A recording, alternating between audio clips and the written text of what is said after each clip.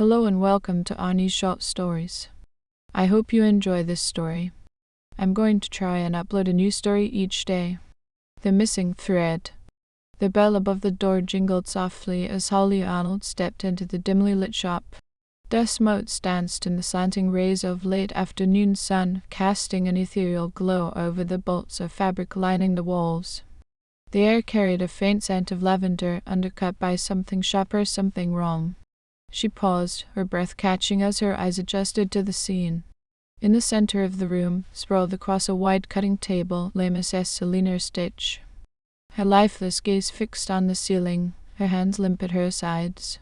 Around her neck, a shimmering piece of silk vibrant with intricate gold patterns was knotted tightly, its elegance turned grotesque. Holly's pulse quickened. This was no accident. Sergeant Thompson, a burly man with a perpetual scowl, stood near the body, scribbling notes.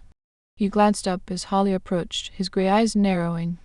"Detective Arnold, didn't expect you so soon. Thought you'd still be sharpening pencils at the academy." At 25, she was the youngest detective on the force, and her youth was a constant point of contention. She'd heard it all before: the doubts, the snide remarks. None of it mattered. Results did. "What do we know?" she asked. Thompson gestured to the body with his pen. Mrs. Stitch, 62, found this morning by her assistant, Clara Bell. No forced entry. That silk around her neck from her own stock, some rare piece she bragged about. Holly knelt beside the table. It was exquisite, a limited edition silk she recognized from a visit last week. "This isn't just any silk," she said. "It's part of the collection she imported last month. She showed it to me herself." "You knew her. My mother was a seamstress," Holly replied. "I grew up threading needles and folding hems. Mrs. Stitch and I talk shop sometimes. Well, her shop's a crime scene now." "Any guesses on who'd do this?" Holly stood. "Not yet, but I'll find out." The shop was immaculate, too immaculate.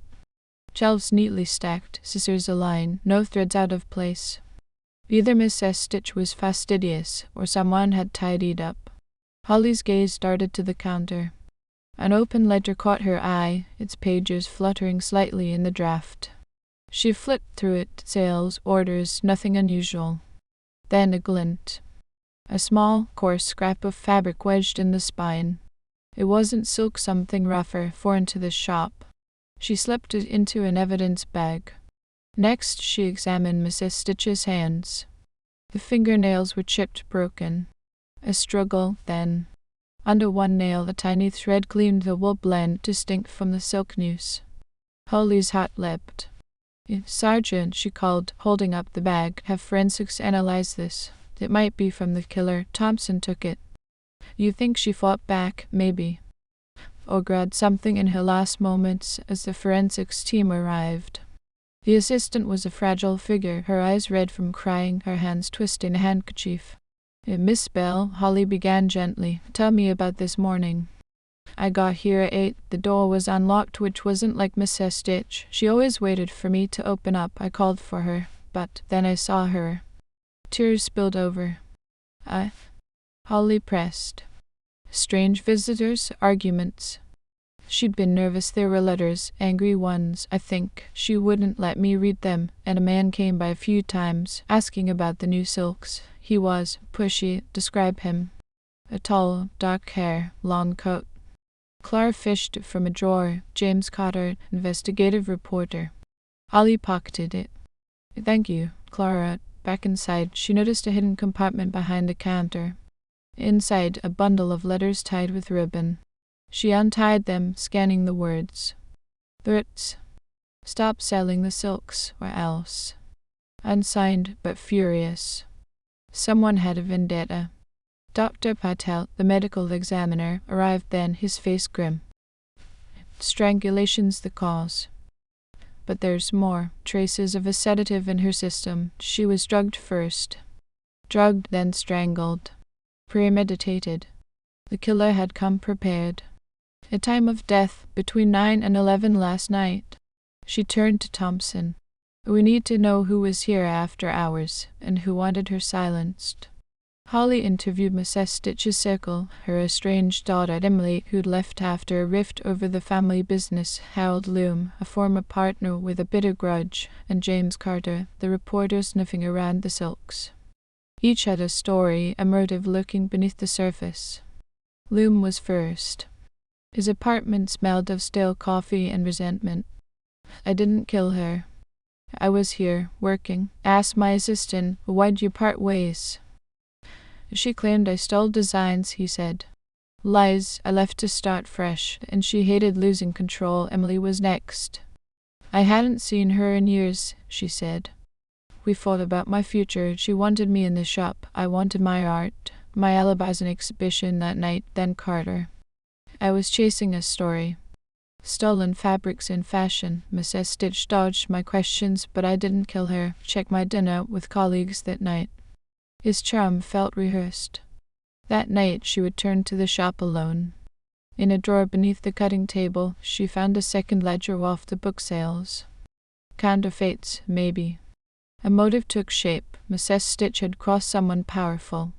She sought out Madame Vivienne, a titan of fashion whose designs matched the silks. The designer's atelier was a whirlwind of elegance, her silver hair gleaming under the lights. "I suspected she was copying me," Vivienne admitted. "Clients bought her fabrics thinking they were mine. I sent a letter that threatened a lawsuit." Holly asked. "A host in a dinner," Vivienne said. "Asked my guests. The sedative. Vivienne's husband was a doctor. Access to drugs was plausible. And that wolf thread under the nail." She recalled Vivienne's scarf from their meeting. Digging deeper, Holly learned a sedative vial had vanished from Dr. Vivienne's clinic. Then, in Mrs. Stitch's hidden stash, a bombshell, a photo of Vivienne with another man, a blackmail note attached demanding hush money. The pieces clicked. Vivienne had more to lose than a lawsuit. Her reputation hung in the balance. Holly set a trap. She called Vivienne to the shop, claiming new evidence. "Is this your design?" she asked. Vivienne nodded, tense. "A counterfeit. The weave's off." Holly held up the wolf thread. Vivienne froze. "Where?" "Under her nail." "From your scarf. We found the sedative vial too. Your prints on it. A lie." Vivienne crumpled. "I didn't want to kill her. She blackmailed me. I drugged her to talk, but she fought. I panicked. Used the silk. Officers arrested her as Holly watched. Greed and fear had unraveled 2 lives. But justice held firm." At the precinct, Thompson clapped her shoulder. "Not bad, Arnold. You've got a sharp eye. Just followed the thread. Please don't forget to like, and even better, like and subscribe. Thank you very much, and I hope you have had or have a great day."